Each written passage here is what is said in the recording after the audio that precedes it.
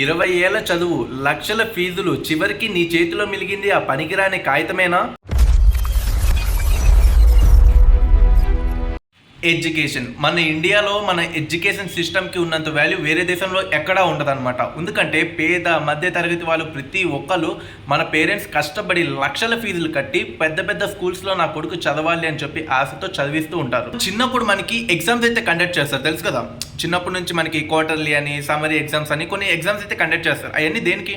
మీరు ఆనెస్ట్గా చెప్పండి. మీలో మిమ్మల్ని క్రియేట్ చేయడానికి, అంటే నీకు ఎక్కువ మార్క్స్ వచ్చినాయి, నాకు తక్కువ మార్క్స్ వచ్చినాయి అని చెప్పి ఒకరిని తక్కువ ఒకరిని ఎక్కువ చేయడానికి కొంచెం ఆ మార్క్స్ అయితే మనకి బాగా గుర్తింపు అయితే వస్తాయి మామ. ఇది మటుకు నిజం, మనకైతే గుర్తింపు వస్తాయి.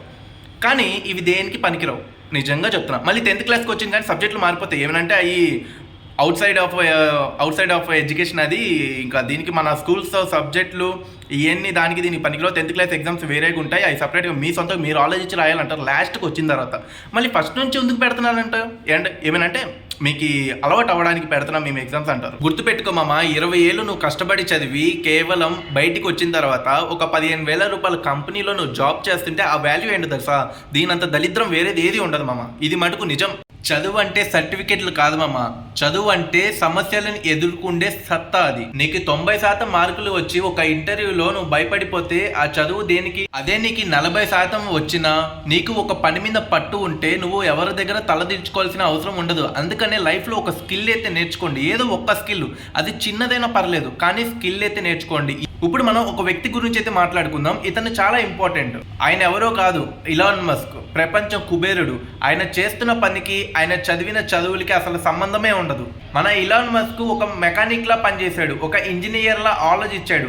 మన ఇలాన్ మస్క్ కూడా ఇదే అనేది. సర్టిఫికెట్ ని చూసి మోసపోకండి, మనిషిలో ఉన్న టాలెంట్ ని చూసి గుర్తించండి అంటాడు మన ఇలాన్ మస్క్ అయితే. మన ఇండియన్ ఎడ్యుకేషన్ సిస్టంలో ఇదే పెద్ద లోపం. సర్టిఫికెట్ ని మాత్రమే గౌరవిస్తారు, క్రియేటివిటీని అయితే కాదు. సిస్టమ్ని మార్చలేకపోవచ్చు, కానీ సిస్టంలోనే ఉండి మనకంటూ ఒక దారిని అయితే క్రియేట్ చేసుకోవచ్చు. ఆ క్లారిటీ మనకుంటే చాలు. నువ్వు నిరుద్యోగివి కాదు మామ, నువ్వు నీ టాలెంట్ని గుర్తుపట్టని ఒక ఆయుధానివి నువ్వు.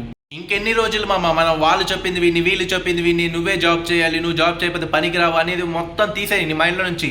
ఇప్పుడు నిన్ను నువ్వు అడుగు, అసలు నేనేంటి, నేనేమవ్వాలనుకుంటున్నా, నా ఫ్యూచర్ ఏంటి, మొత్తం నిన్ను నువ్వు అడిగి నీ ఆయుధం ఏంటో, ఎలా ఉండబోతుందో నిన్ను నువ్వే చెక్కించు మామ.